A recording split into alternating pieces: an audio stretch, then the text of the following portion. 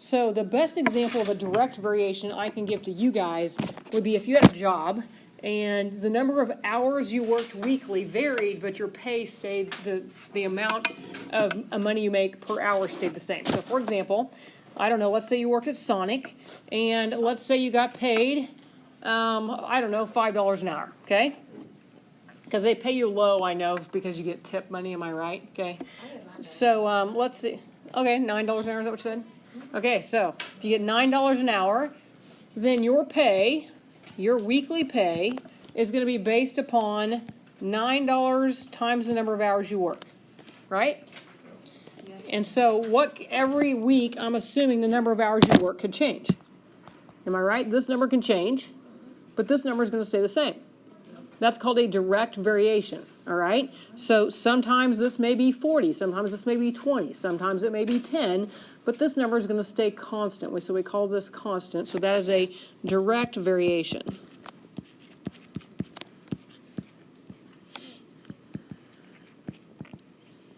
And so the other thing we could say about this, as this number increases, what's going to happen to this number? The more hours she works, the more pay is going to be, right? That's a direct variation. When one number goes up, so does the other one. An inverse variation would work the opposite of that. So if I was doing an inverse variation, that would mean as one number goes up, the other one goes down. Okay, and we'll talk about those as well. But that's probably the easiest example I could give you of a direct variation. So going back to the worksheet, looking at example 1, it says suppose that y varies directly as the square of x. Okay, so the first thing you're going to want to do is write an equation based upon that sentence. Y varies directly as the square root of x, it says.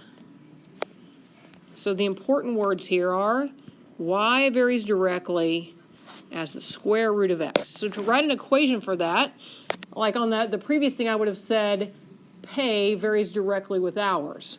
So this doesn't say pay varies directly with hours. This one says y varies directly with the square root of x. So this is how I write this. Y varies. So whenever something varies directly, I know there's this constant here that I don't know. In the previous problem I talked about, that was the hourly pay, right? How much they made per hour. We knew it, but if we didn't know it, that would be the constant. So this number is going to stay constant. X and y can change. So if it's a direct variation, that means as the square root of x goes up, so will y. All right, now they're going to give me some numbers to plug in here. Does everybody understand how I wrote this equation? Y varies directly as the square root of x. Kind of like pay varied directly with number of hours worked. Okay? All right, so now it says y is 45 when x is 361. Well, I can substitute numbers in. Y is a 45 when x is a 361. So I can find k now, right? I can figure out this constant value that never changes. So k is going to be 45 divided by the square root of 361. You will need your iPad calculators out for this as well. Okay? So k is equal to 45 over the square root of 361. 19. So the square root of 361 is 19. So k is 45 over 19.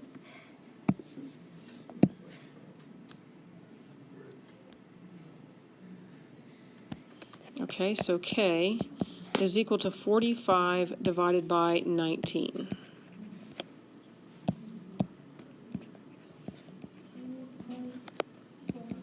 Point what? 4. Okay, so, and I'm assuming you rounded that. Am I right? So this is what we call an intermediate. This is an intermediate answer.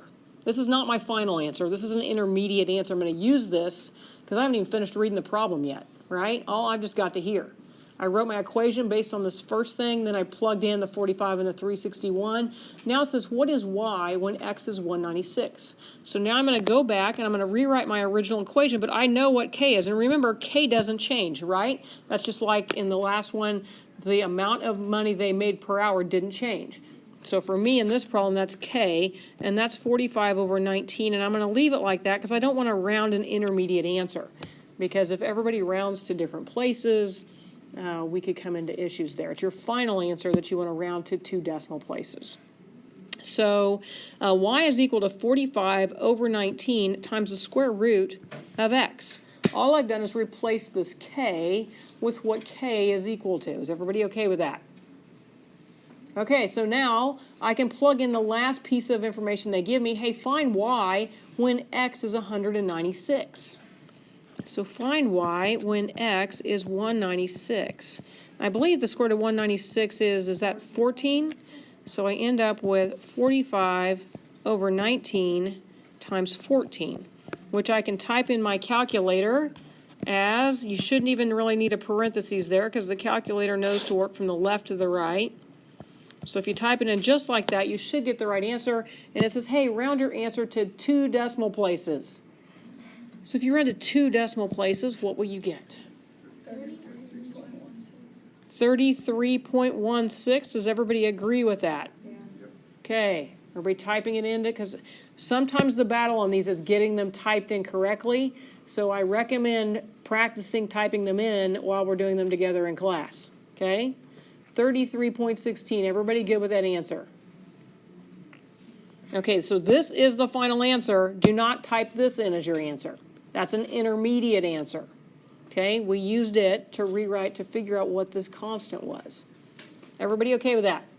They're not ever going to tell us what that constant is in this lesson. All right, so now we're ready for number 2.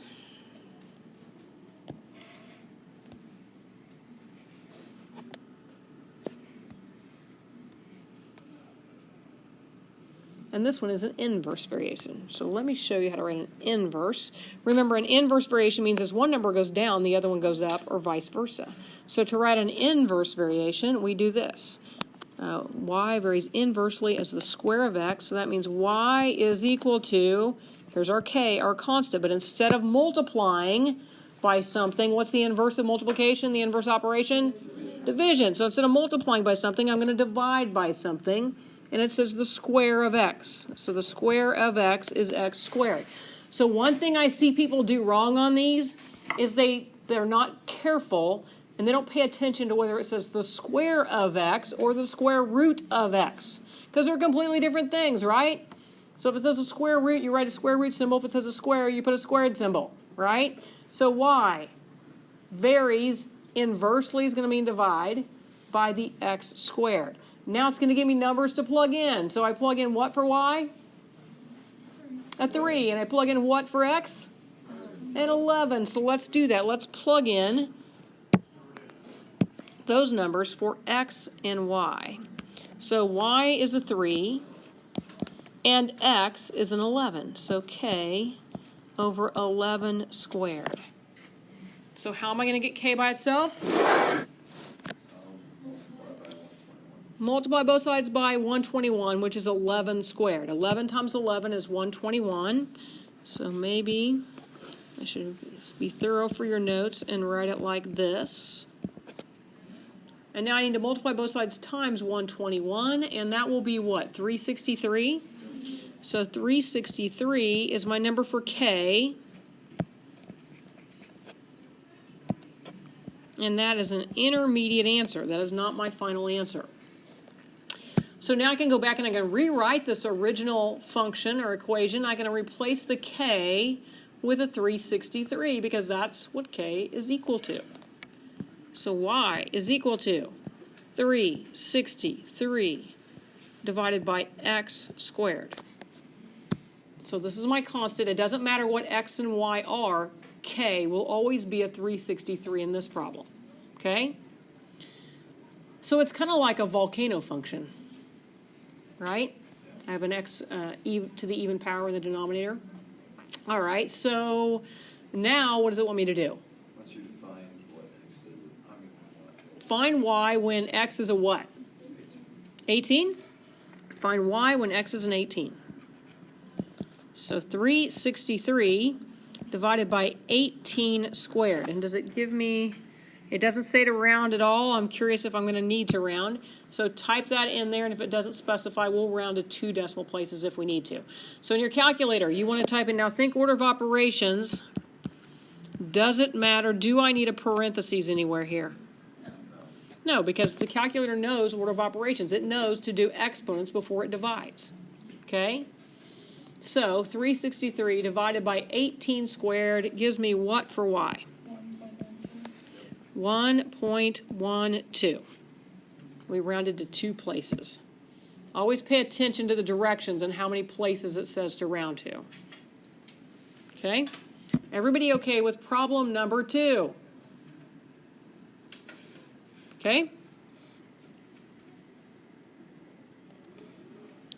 Problem number 3.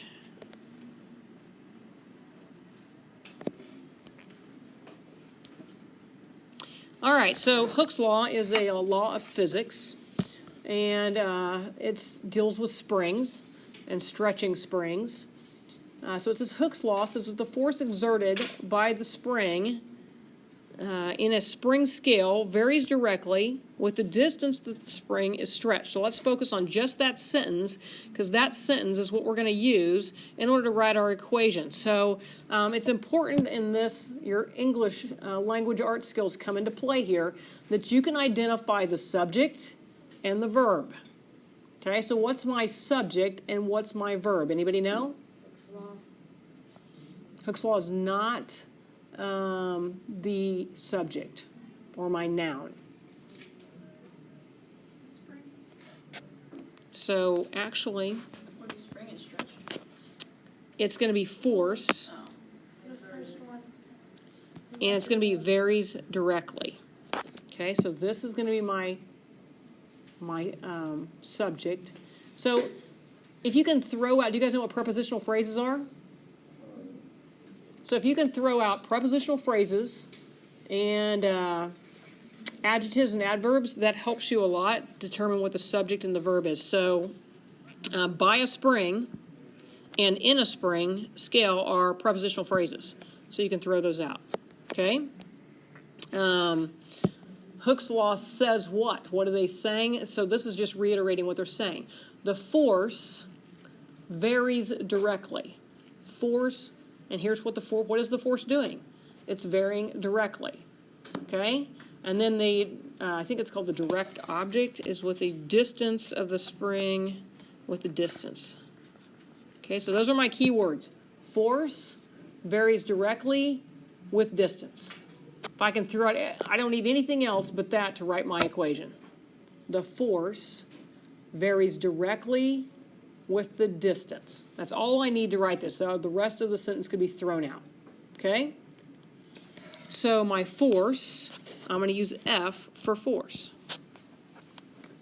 I put an equal sign, and then the next word is varies directly. So what does that mean when something varies directly? What do I want to put next? K times something, my constant, times D for distance. Force varies directly with distance. Okay? Everybody okay with how I wrote that? And, you can always look back in your notes and see that we did this too. But force varies directly with the distance. Okay, so let's see what numbers they give me to plug in.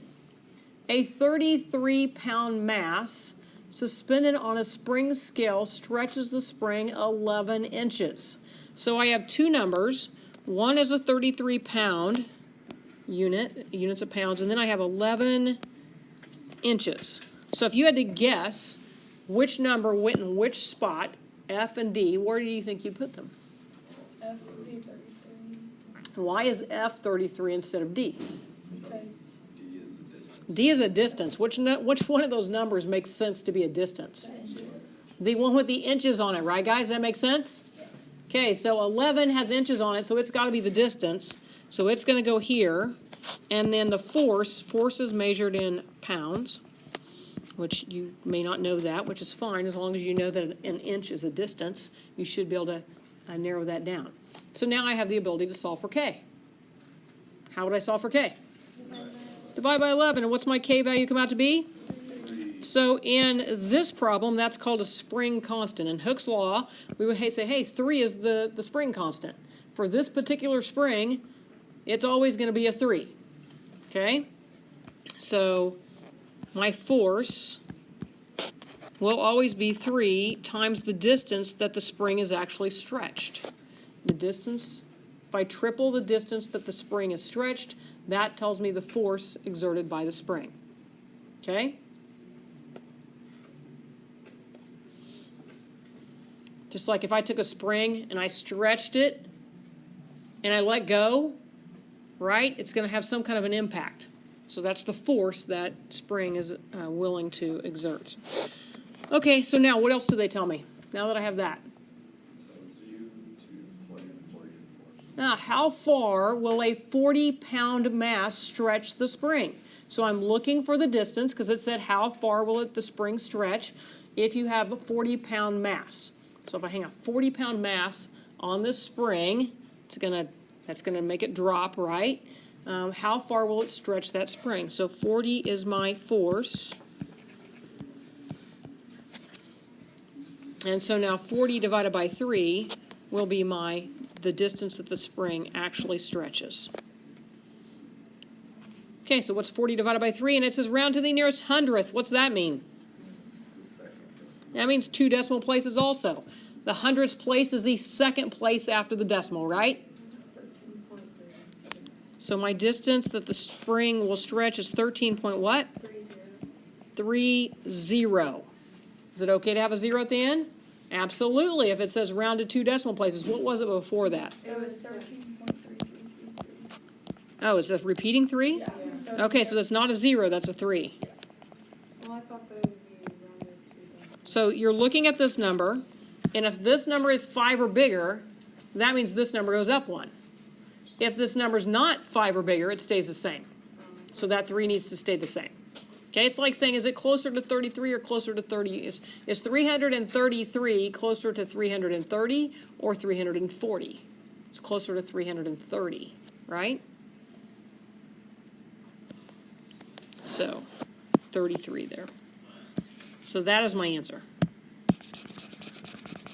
Everybody okay with that? Okay, are we ready for example 4?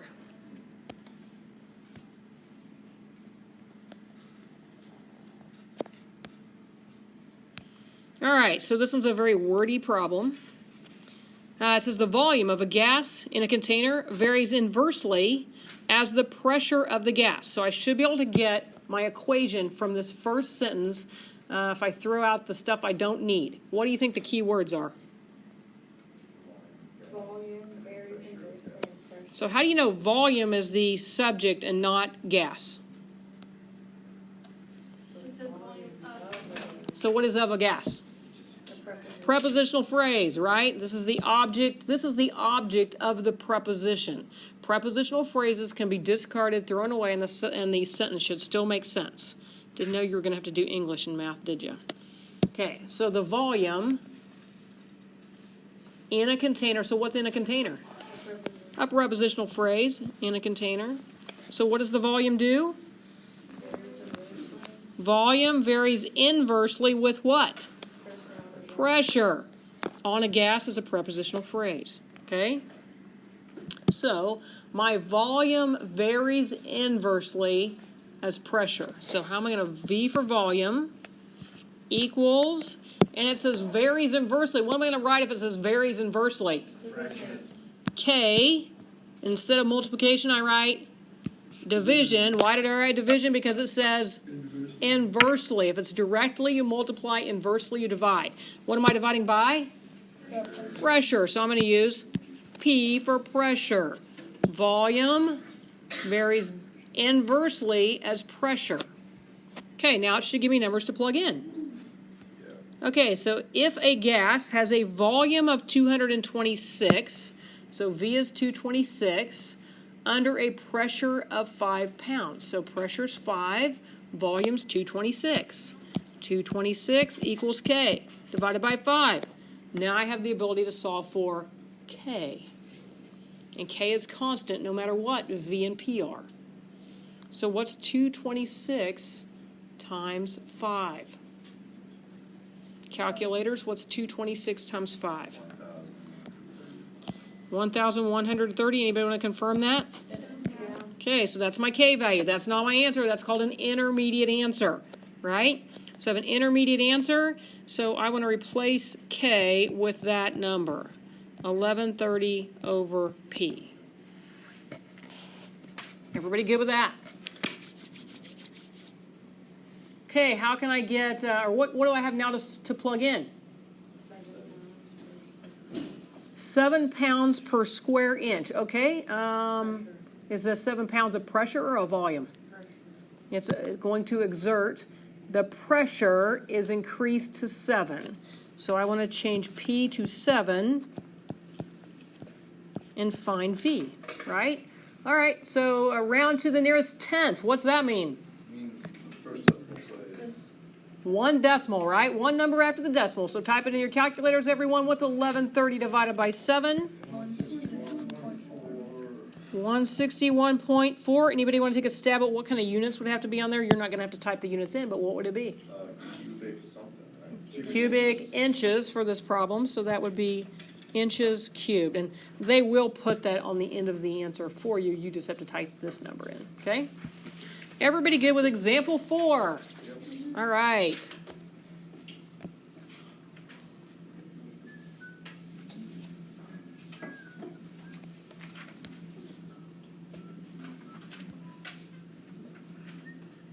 Nope, I got too far there.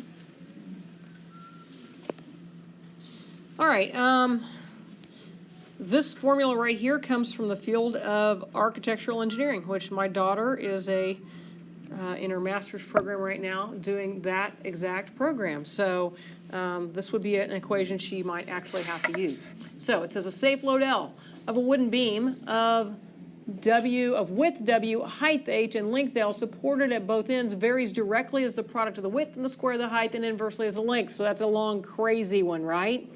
So it's very important that we can get rid of the unnecessary words and focus on the ones we need.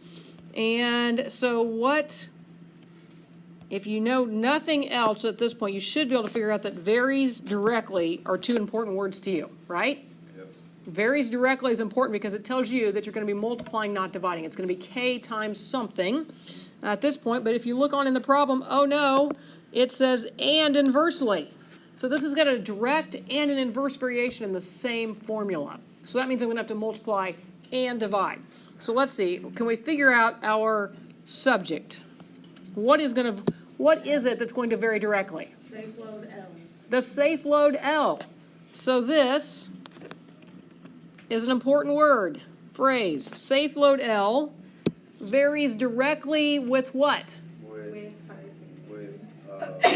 The word product is important because product means I'm going to multiply 2 things together. Product of what? The width and the square of the height. The width and the square of the height. Yikes, I got a lot here. So safe load L, it tells me what letter to use for safe load, equals, it says varies directly, so that means I'm going to write K times something. What am I going to take K times? The product of the width and the square of the height. Width times square of height. Okay, how did I know to put multiplication here? Because it said product. Product of the width, W, and the height, the square of the height. Is everybody okay with that? Safe load varies directly as the width and the square of the height. Everybody okay with that? And inversely with the what? So inversely means to divide by the length. Now I've got to be careful here because I got 2 L's. I got capital L for safe load and lowercase l for length. Okay, so in the field of architectural engineering, it's important that the buildings actually stand up, that they can withstand the amount of weight that's on the floors, the roof, whatever the case may be. So this would be a formula to calculate what is the safe load for a particular beam, the beam that has this length, width, and height. You guys may or may not, you would not remember because you probably weren't even born yet, but when they built the middle school, I had just started teaching here, and they had to tear it down.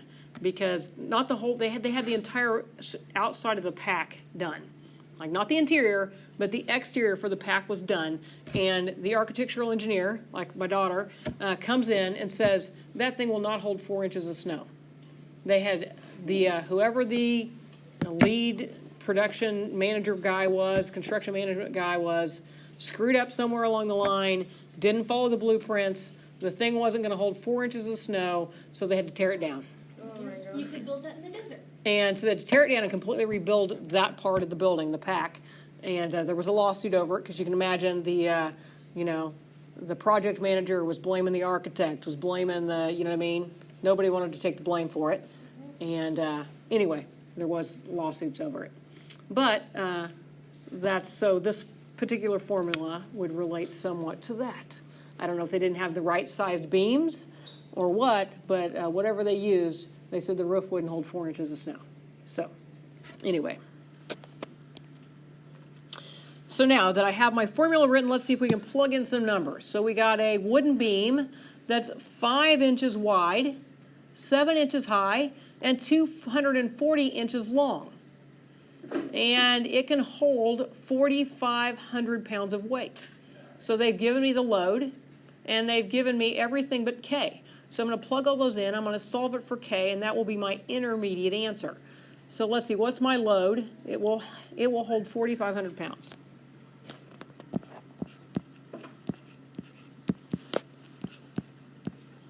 And the width is 5. It's 7 inches high, so that's 7 squared.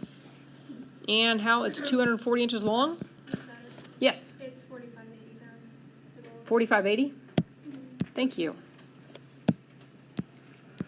I couldn't see that 8 from here at an angle. All right, so I have everything but K. Anybody want to take a stab at how to get K by itself? I multiplied by 240. Multiply by 240 and then do what? And You then Multiply the your 5 and 7 5 squared and times 7 divide it. squared. All right, so you're going to have to divide by this quantity right here. So to get K by itself, I'm going to kind of write it all in one step.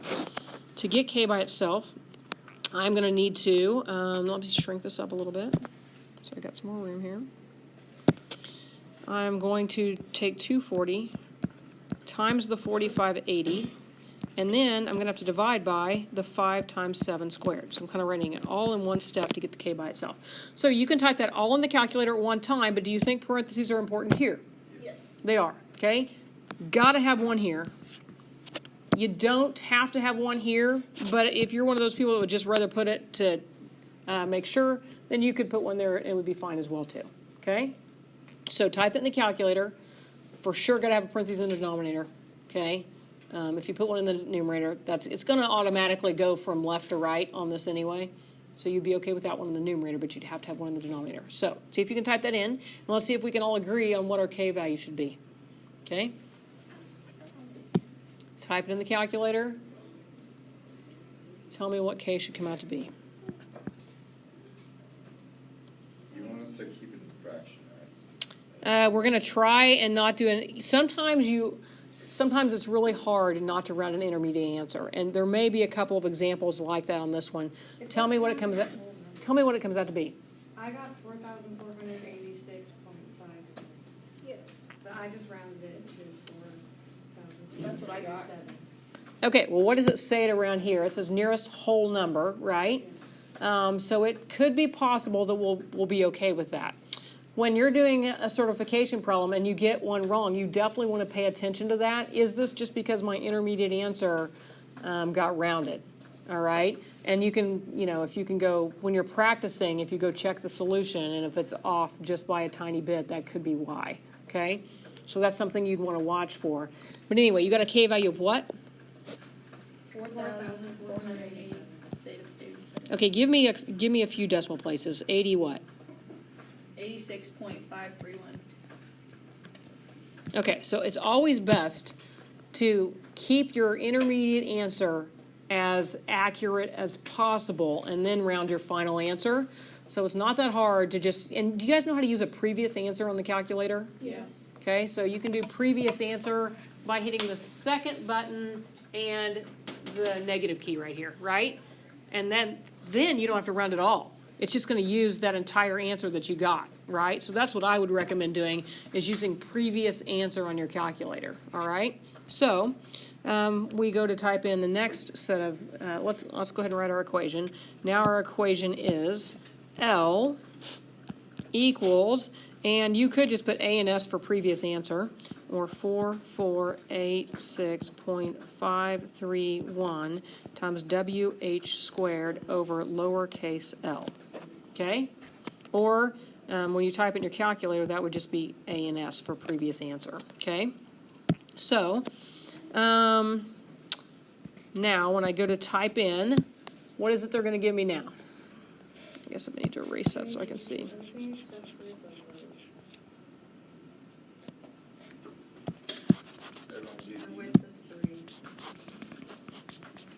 Okay, so they give me a, let me get some room here.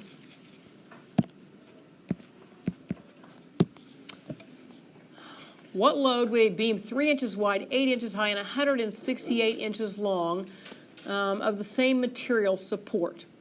Okay, so 4486 in your calculator, you're just going to type in the previous answer. So you're going to hit previous answer times W. What's W? Width, 3. What's height? 8. Divided by length of 8. No, 168. And once again, you should be okay even without a parentheses here because your denominator only has one value. But if you do put a parentheses up here, it's not going to hurt anything. Okay? So, everybody know how to type in previous answer? Okay? All right. I got 5,128. 5,129. Bro, what? 128, 129, I'm hearing both. I got 5,127.464. Yeah, that's what I did. So 127? Yep. Wait, hold on. 8? I don't remember what you said. I know 129 because 5,127.464. And you got, okay. 5128.6. Okay, so we're disagreeing on what you got. So somebody typed something in wrong. If you didn't get exactly the same thing, you typed something in wrong. Okay? Hold on, I figured it out. Okay. Majority rule. So 5, it is majority rule. 5, 1, 2, what? 9? Okay, nearest whole number. 5127? It's 7. Because it's less than It's .464. So Yes. the 6 rounded up to a 5 was No. You don't round twice. What? You don't round twice. Okay, when it's a 4, 6, you just look at the 4, and the 4 keeps the 7 the same number. You do not round twice. Well, it's the rules of math. Is 46 closer to 0 or 100? You're looking at the 46. Is it closer to 0 or closer to 100? Okay? So, yeah, you can't change the number. Remind me, and I'll go over that tomorrow. I had my number wrong. Okay, so we'll finish that one tomorrow, and you'll have work time. Okay, we'll finish that tomorrow, and you'll have work time.